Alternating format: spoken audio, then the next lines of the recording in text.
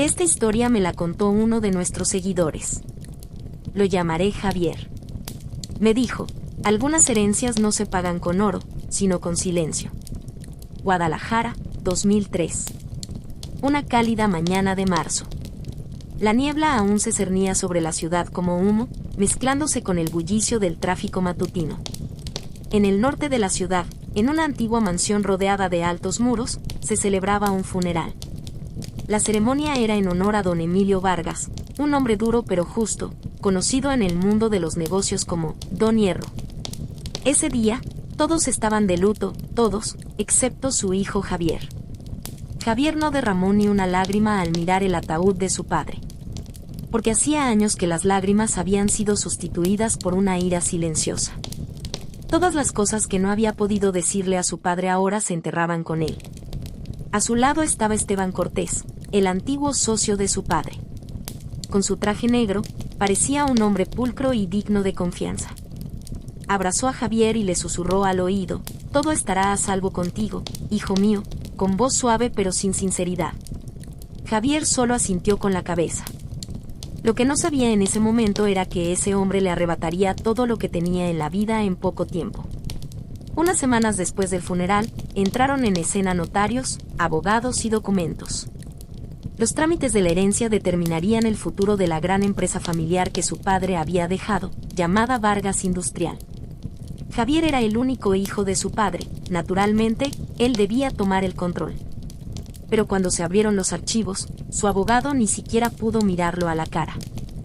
Javier, quiero que sepas que hay algunas inconsistencias en los documentos. ¿Qué quieres decir? La mayoría de las acciones de la empresa se transfirieron unos meses antes de la muerte de tu padre, a Esteban Cortés. Se produjo un silencio. Javier miró los papeles sobre la mesa y luego por la ventana. Pensó en sus recuerdos de infancia en las soleadas y polvorientas calles de Guadalajara. El día en que fue por primera vez a la fábrica con su padre, el ruido de las máquinas, los gritos de «patrón» de los trabajadores. Ahora todo ese mundo le había sido arrebatado con una simple firma. Mi padre no lo haría por voluntad propia. O probablemente lo engañaron. Pero es difícil encontrar pruebas. Esteban, susurró Javier, siempre fue una persona en la que se podía confiar. Pasaron los días, las semanas y los meses. Javier se reunió con abogados, contables y antiguos empleados de la empresa. Pero todas las puertas estaban cerradas. Esteban estaba ahora en todas partes. Era el nuevo presidente del Consejo de Administración de la empresa. Se le elogiaba en la televisión como empresario visionario y aparecía en cenas con políticos. Y Javier, sentado solo en la casa de su padre, veía cada noche la cara de Esteban en la televisión cuando encendía el televisor. Esa sonrisa falsa que no había faltado ni siquiera en el funeral de su padre. Una noche, uno de los antiguos directores de la fábrica lo llamó en secreto. El señor Vargas, no debería decirle esto, pero Esteban visitaba a menudo a su padre en sus últimos días. Lo había convencido para que firmara algunos documentos con la excusa de resolver sus problemas fiscales. Es decir, lo engañó. Sí, pero hay algo más. Don Emilio le dejó una carta. Lo encontré en la caja fuerte de su despacho. Cuando Javier abrió la caja fuerte a la mañana siguiente, encontró un sobre. Era una nota clásica, escrita con tinta azul. Hijo mío, algunas decisiones las tomé para protegerte. Si no confías en Esteban, algún día lo entenderás. Cuando llegue ese día, protege tu corazón. Javier sostuvo la carta en sus manos durante un largo rato. Y protege tu corazón. Esa frase se le clavó en medio de la ira. Quizás su padre se había equivocado, quizás lo habían engañado, pero que Esteban lo hubiera explotado y lo hubiera dejado como un don nadie era ahora un asunto personal.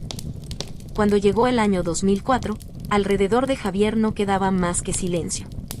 Su madre había fallecido años atrás y sus parientes se mantenían alejados de las disputas por la herencia. Por las noches, mientras fumaba cigarrillos, en la radio sonaba Luis Miguel, La Incondicional. Algo se removió en él al escuchar esa canción, un eco del pasado, la nostalgia por un mundo ya perdido. Pero al mismo tiempo, en lo más profundo de su mente, había otra voz. Acaba con él a tu manera. Un día, apareció una noticia en el periódico. De la nueva cara de Cortés Holding, Ana Cortés llevará el legado de su padre hacia el futuro. En la foto había una mujer joven, elegante pero con mirada triste. Se llamaba Ana, la hija de Esteban. Había estudiado en el extranjero y le interesaban el arte y los proyectos sociales. Javier miró la foto durante un buen rato. Por un momento, solo sintió curiosidad. Pero luego se dio cuenta de que, bajo esa curiosidad, había otro sentimiento, una oportunidad. Esa noche, Javier hizo un plan por primera vez. Aún no era un plan de venganza, más bien una idea, una línea. Pero esa línea se haría más clara cada día. Entraré en su mundo, se dijo a sí mismo. Me mostrarán la misma confianza, la misma inocencia. Entonces yo tampoco seré quien ellos creen que soy. La historia de Javier no es una historia de dinero, sino de orgullo. Y, a veces, la venganza se gesta en las manos más silenciosas. En ese momento, Esteban estaba hablando entre aplausos en la inauguración de su nueva fábrica. A su lado, su hija Ana posaba sonriendo para la prensa. Entre la multitud, en las últimas filas, un joven los observaba, con un traje sencillo y el rostro inexpresivo. Las cámaras no se volvieron hacia él. Pero él no apartó la mirada de Esteban. Esta no era solo la historia de una herencia, sino la de la recuperación de un apellido. Y en ese momento, Javier Vargas firmó silenciosamente su propio destino. Algunas venganzas no llegan gritando. Otras germinan silenciosamente tras una sonrisa. Verano de 2004, Guadalajara. En el norte de la ciudad, habían pasado meses desde la inauguración del nuevo edificio de la empresa de Esteban Cortés. Cortés Holding seguía creciendo y cada semana se publicaba una nueva historia de éxito en los periódicos. Pero entre las líneas de esos éxitos se escondía la silenciosa sombra de Javier. Javier observó durante meses la empresa de Esteban desde la distancia. Investigó sus antiguos contactos, socios e inversores.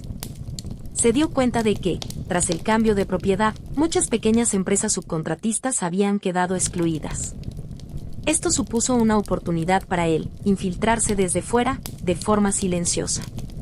No se creó una nueva identidad, solo se limitó a borrar su pasado.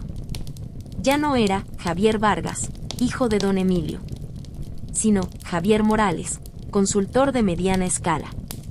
Un día, visitó el stand de Cortés Holding en una feria industrial.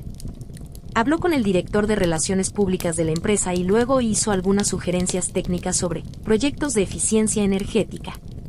En poco tiempo llamó la atención, especialmente la de una persona, Ana Cortés. Ana no estaba en la feria con su padre, sino en el stand de su propio proyecto artístico. Estaba preparando una exposición titulada Silencio en la ciudad, con cuadros coloridos y fotografías. Cuando Javier se acercó a su mesa, el murmullo de la multitud se apagó. Era la primera vez que la veía en persona. Era más elegante que en las fotos del periódico, en sus ojos se reflejaban tanto fuerza como cansancio. Javier, hay una tristeza en estas obras. Ana sonrió, porque la ciudad nunca calla. Javier, quizás el silencio sea, a veces, el grito más alto. Ana lo miró un instante. Aquella frase no era un simple cumplido. Había despertado algo en ella, pero no sabía si era curiosidad o familiaridad. Javier, por su parte, sabía que en ese momento había dado el primer paso en silencio. Una semana después, Javier recibió una llamada de Cortés Holding. Buscaban un consultor para un nuevo proyecto de sostenibilidad. Ana quería encargarse personalmente de la entrevista. Se reunieron en la oficina. La oficina de Ana era sencilla pero llamativa. Cuadros abstractos en las paredes, una vieja cámara analógica sobre la mesa. Javier mantuvo una distancia profesional en la conversación, pero sus ojos se desviaban a menudo hacia los detalles de la habitación. Cada objeto daba pistas sobre los valores de esa casa. Y en el centro de esas pistas estaba la sombra de Esteban. Ana, ¿mi padre te conocía de antes? Javier sonrió, no lo creo. Pero el mundo de los negocios es pequeño, quizá algún día nuestros caminos se hayan cruzado. Ana, interesante. Porque algunas de tus palabras me recuerdan a mi padre. En ese momento, Javier sintió un escalofrío. No quería que lo descubrieran tan pronto. Pero la voz de Ana era suave, no acusadora, sino curiosa. La entrevista fue positiva. Una semana después, Javier comenzó oficialmente a trabajar como consultor externo de Cortés Holding. Durante meses, Javier trabajó con paciencia. Proponía nuevos sistemas al departamento de energía de la empresa y elaboraba informes medioambientales. Pero tenía una agenda oculta: examinar los documentos internos, los estados financieros y las firmas de Esteban. Y cada nueva página ofrecía una nueva prueba del sistema corrupto de Esteban. Pagos irregulares a las filiales de la empresa, gastos de consultoría falsos en los registros. Cada uno de ellos se convertía en una cadena de pruebas en la mente de Javier. Pero no se precipitó. Porque ganarse la confianza de Esteban era más valioso que los documentos.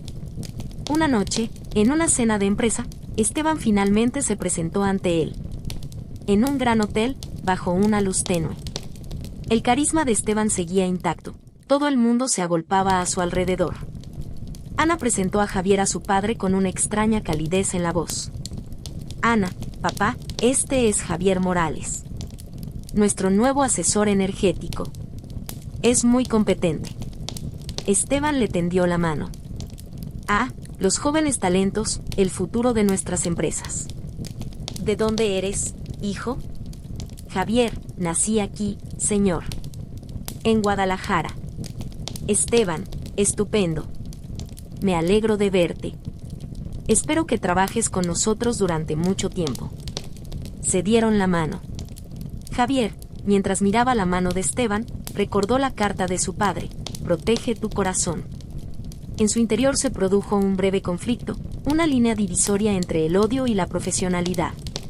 Pero luego, al ver la familiar sonrisa en el rostro de Esteban, la ira volvió a ocupar su lugar. Con el tiempo, la relación entre Javier y Ana traspasó los límites profesionales. Iban juntos a exposiciones, hablaban de arte. Ana, a diferencia de su padre, era empática, intentaba comprender el mundo. La inteligencia y la calma de Javier le inspiraban confianza. Pero esa confianza era solo un medio para Javier. Le costaba reprimir el sentimiento de culpa que crecía en su interior. Una noche, Ana quiso acompañarle después de su exposición. Las farolas proyectaban una luz amarillenta y el viento soplaba suavemente por las aceras. De repente, Ana se detuvo y se volvió hacia él. Ana, sabes, Javier, a veces pienso, ¿todo lo que ganó mi padre era realmente suyo? Javier se quedó paralizado. ¿Por qué dices eso? Ana, porque lo que ganó no nos trajo paz. Todo el mundo finge quererlo, pero a veces le tengo miedo. Javier no supo qué decir en ese momento. Esas palabras sacudían el núcleo de su plan. Porque ahora había encontrado un aliado en el mundo de Esteban, quizás sin darse cuenta. Esa noche, cuando Javier regresó a casa, se miró en el espejo. Había una nueva expresión en su rostro, una mezcla de satisfacción y vacío. Había dado un paso más, pero no estaba seguro de hacia dónde se dirigía. Abrió los archivos que había sobre la mesa. Los registros bancarios de Esteban, las facturas falsas, los acuerdos secretos. Lo tenía todo en sus manos. Había reunido pruebas suficientes. Si quisiera, mañana podría filtrarlo todo a la prensa. Pero una voz en su interior le susurró: todavía no. Verás cómo cae con tus propios ojos. Y quizá esa fuera la parte más peligrosa de la venganza: esperar. Ese verano, Javier permaneció en silencio. Pero cada silencio es el preludio de una tormenta. Mientras el imperio de Esteban Cortés crecía, él mismo estaba construyendo su propio fin con sus propias manos. Javier encendió un cigarrillo frente a la ventana. Bajo las luces de la ciudad, a lo lejos, el letrero de neón del edificio Cortés parpadeaba. Javier susurró en voz baja: pronto, el nombre de mi padre brillará más que ese letrero. Y, entre el humo, se completó la última línea del plan. La verdad es un espejo. Cuando se rompe, todos los que miran sus fragmentos se cortan. Otoño de 2005. Las mañanas en Guadalajara eran ahora más frescas, más brumosas. La presencia de Javier en Cortés Holding era ya conocida por todos, e incluso respetada. Esteban lo invitaba a menudo a las reuniones y lo elogiaba ante los medios de comunicación como un joven visionario. Javier parecía un ejemplo de éxito desde fuera. Pero en su interior, el plan que había estado gestando durante años ya estaba maduro, listo para dar sus frutos. Una mañana, mientras revisaba los informes de auditoría interna de la empresa, algo le llamó la atención.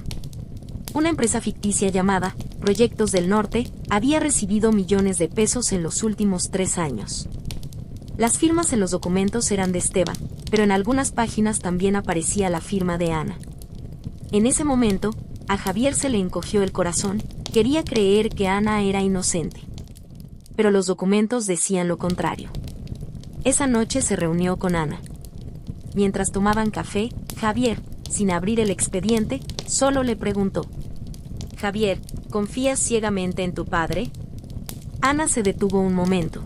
«Sí, pero a veces esa confianza también esconde miedo». «Javier, ¿y si esa confianza es errónea?» «Ana, entonces todo se derrumba». A Ana se le llenaron los ojos de lágrimas. Javier decidió no poner el expediente sobre la mesa en ese momento. Aún no era el momento.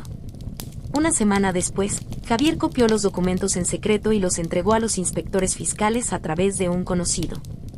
Pero sabía que los documentos no se tramitarían de inmediato. En aquella época, en México, el dinero mandaba y la justicia esperaba. Por eso puso en marcha la segunda fase del plan, hacerse visible. Para ganarse por completo la confianza de Esteban, le propuso un pequeño proyecto de rescate. Le dijo que iba a convertir una división deficitaria de la empresa en rentable.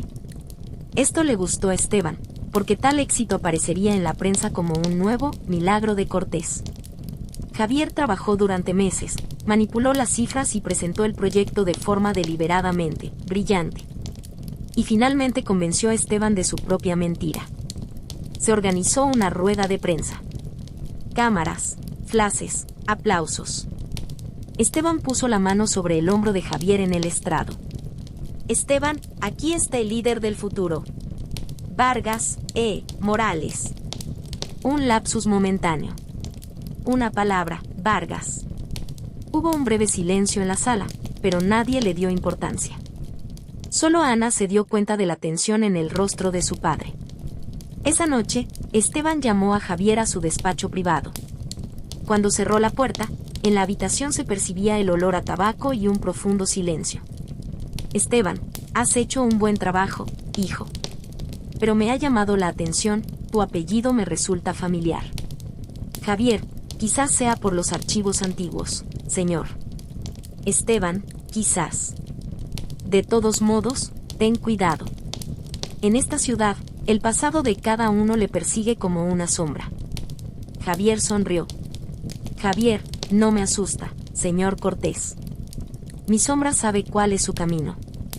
Esteban sintió que había algo detrás de esa confianza. Pero no tenía pruebas, igual que cuando engañó a don Emilio años atrás. Se acercaba el invierno. La relación entre Ana y Javier se había convertido en algo emocionalmente intenso. Confiaban más el uno en el otro y hacían pequeñas escapadas juntos fuera de la ciudad. Ana le enseñaba a Javier a pintar. Javier le contaba indirectamente lo que hacía su padre. Cada pincelada, cada mirada, escondía un secreto más. Una noche, estaban sentados frente a la chimenea en casa de Ana. Ana, con una copa de vino en la mano, susurró: «Ana, a veces siento que solo quieres contarme algo, ¿verdad?» Javier apartó la mirada. «Todo el mundo tiene una historia, Ana. La mía aún no ha terminado». «Ana, ¿y mi padre es parte de esa historia?» Silencio. La luz de las llamas iluminaba el rostro de Javier. En ese momento, podría haberlo terminado todo con una confesión, pero se quedó callado.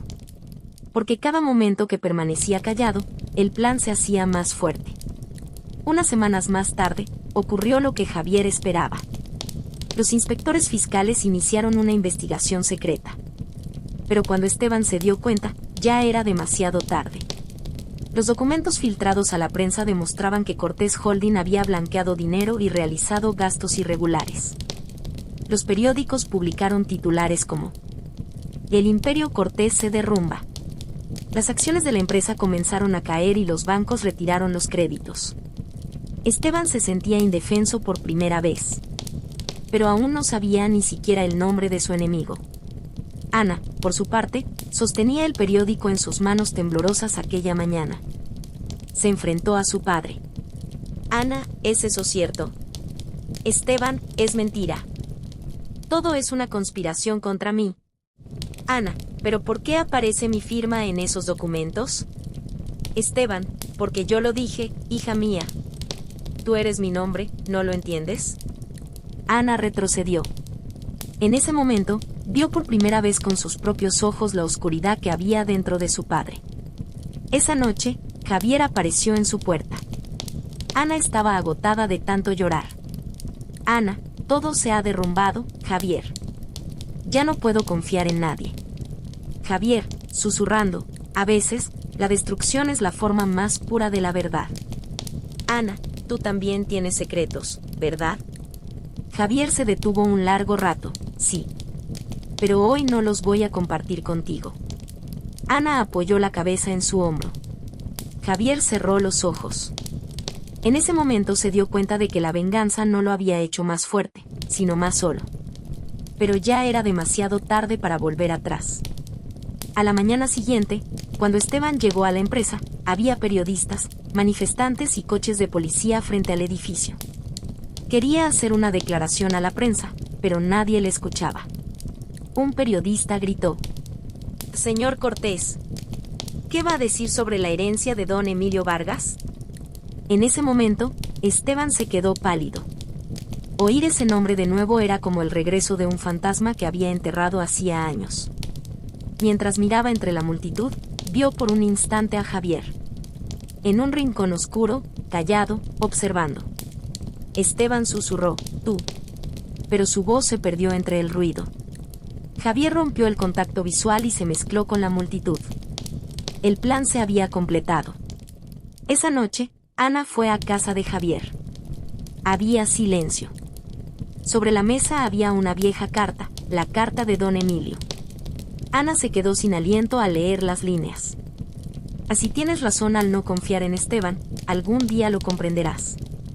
Cuando Ana terminó la carta, las lágrimas brotaban de sus ojos. Ana, tú eres Vargas, ¿verdad? Javier no respondió. Solo inclinó la cabeza. Ana, entonces, tú lo hiciste. Javier, no, Ana. Él lo hizo. Yo solo mostré la verdad. Ana dio un paso atrás y se marchó cerrando la puerta en silencio. Detrás de ella quedaron Javier y el eco del pasado. Ese día, el nombre de Cortés desapareció de las portadas de los periódicos. El plan de Javier era perfecto. Pero detrás de cada venganza se esconde una pérdida. Javier miró por la ventana. Había empezado a llover. Mientras las luces de la ciudad se difuminaban, la voz de su padre resonó en su interior. Y protege tu corazón. Y en ese momento, Javier comprendió, había protegido su corazón, pero a costa de perder su humanidad. Y dicen que la venganza se come fría. Pero nadie dice que una comida fría no te congela el estómago, sino el alma. Primavera de 2006. En Guadalajara, cada mañana, los periódicos seguían llenos de titulares sobre el escándalo Cortés. Esteban Cortés había sido llevado a juicio por evasión fiscal, blanqueo de capitales y irregularidades en licitaciones públicas. El que en su día fuera el empresario más respetado del país era ahora un anciano sudoroso y con las manos temblorosas ante las cámaras. El sistema judicial funcionaba con lentitud, pero esta vez ni siquiera el dinero podría servirle de escudo. Los documentos filtrados por Javier no solo revelaban delitos financieros, sino también las estafas perpetradas años atrás contra don Emilio Vargas. La opinión pública estaba indignada. Ahora todo el mundo lo sabía. El imperio de Cortés se había construido sobre la herencia de otra persona. Una tarde, después del juicio, Esteban estaba sentado solo en su mansión. Los sirvientes de la casa ya se habían ido, los teléfonos habían dejado de sonar. Su imagen aparecía constantemente en los canales de noticias. Cortés Holding en quiebra. El escándalo de la herencia sacude al país. Durante años se había sentado a esa mesa y había tomado decisiones. Hoy, sobre esa mesa solo había un teléfono silenciado y unas cuantas copas de vino vacías. Llamaron a la puerta. Esteban se dirigió pesadamente hacia ella. Al abrirla, se encontró con Javier. Esteban dijo con voz ronca, así que al final has encontrado el valor para dar la cara. Javier, mi cara siempre ha estado aquí. Solo que tú no querías verla. Esteban, Vargas. Con una sonrisa amarga, dijo, hace años que no oigo ese apellido. Javier, pero nunca lo has olvidado, ¿verdad? Esteban se dejó caer en su silla. Esteban, ¿qué quieres? Si es dinero, se ha acabado. Javier, no es dinero. Es la verdad. Esteban se enfureció. ¿La verdad? La verdad es que tu padre era débil. Yo me he ganado el poder. Javier, no. Tú solo lo tomaste. Pero merecerlo es otra cosa. En ese momento se produjo un largo silencio entre los dos hombres. Desde fuera se oía el suave sonido de la lluvia. Esteban miró a los ojos de Javier y no vio ni ira ni victoria. Solo un cansancio silencioso. Esteban, ¿así que eso es todo? Lo has destruido todo, me has humillado, ¿y ahora qué? Javier, nada. La justicia ya está haciendo su trabajo. Javier se dirigió hacia la puerta. Pero antes de salir, se detuvo, se volvió y susurró. Javier, mi padre confió en ti incluso en sus últimos días. Su único error fue confiar. Esteban, ¿y cuál fue el tuyo? Javier, no haberme parecido lo suficiente a mi padre como para perdonarlo. La puerta se cerró. Esteban se quedó solo. En ese momento, se oye una voz en off. Algunas condenas no se dictan en los tribunales. Algunas condenas resuenan en el silencio. A la mañana siguiente, los periódicos salieron con un nuevo titular. Esteban Cortés fue encontrado muerto en su casa. Dijeron que fue un ataque al corazón. Pero nadie en la ciudad se sorprendió. Algunos lo llamaron justicia divina, otros, el peso de la conciencia. Solo uno no dijo nada, Javier. Ana no asistió al funeral. Una semana después, se presentó en la puerta de Javier. Llevaba un traje negro, tenía los ojos cansados, pero estaba decidido. Ana, ¿tienes algo que ver con su muerte? Javier, no. Yo no le rompí el corazón, él mismo se lo rompió hace años cuando engañó a mi padre. Ana, aún así, sé que todo estaba planeado. Javier, sí. Pero incluso los planes a veces terminan de forma inesperada. Ana bajó la mirada. Ana, he perdido a mi padre, pero quizá nunca lo tuve. Ahora, ¿quién serás tú, Javier? Javier, en voz baja, quizá nadie. Quizá solo enterraré en silencio el apellido Vargas. Ana se quedó callada un rato y luego sacó un pequeño cuadro de su bolsillo. Un cuadro inacabado que había visto una vez en casa de Javier. Ana, esto debe quedarse contigo. Javier, ¿qué es esto? Ana, no es la herencia de mi padre, es la mía. Aceptar la verdad. Javier cogió el cuadro, pero Ana se alejó sin darle las gracias. Solo quedaron los pasos tras la puerta. En ese momento, Javier sintió por primera vez en años un vacío que le carcomía por dentro. La venganza se había consumado. Pero la paz interior no era lo que esperaba. Pasaron los meses. Cortés Holding se desintegró por completo. La prensa se centró en otros escándalos y la ciudad lo olvidó. Pero algunas historias son inolvidables. Algunos nombres siguen resonando en las paredes polvorientas de un edificio. Javier ya no vivía en la ciudad, sino en un pequeño pueblo. Como su padre, se levantaba temprano por la mañana y trabajaba en un viejo taller. Un día se encontró con una vieja amiga, una periodista llamada Lucía. Lucía, Javier, están hablando de ti. Dicen que tú abriste el expediente Cortés. Javier, los rumores siempre encuentran la manera de llegar a todos lados. Lucía, ¿y es cierto? Javier, lo único cierto es que la verdad siempre acaba saliendo a la luz. Lucía sonrió. Lucía, aún así, ¿crees que se hará justicia?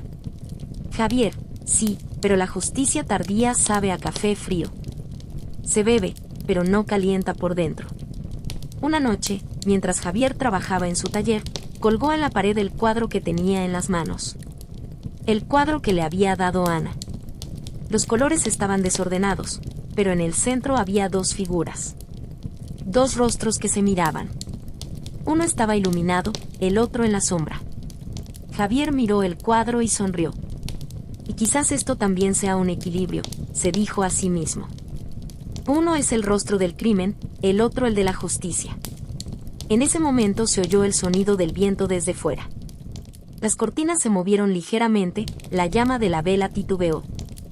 Javier Vargas se vengó. Pero la venganza a veces es como un espejo. Miras y al final solo te ves a ti mismo. Por la mañana, Javier salió de casa. Las calles estaban tranquilas. Cogió 2 cafés de la cafetería de la esquina, uno para él y otro para su padre. Dejó los cafés en el borde de la mesa del taller. Javier, ahora descansas en paz, papá. Y entonces, por primera vez en años, sonrió mientras miraba por la ventana. No quedaba ira ni miedo. Solo silencio. El silencio de la justicia. Algunas herencias no se pagan con oro, sino con silencio.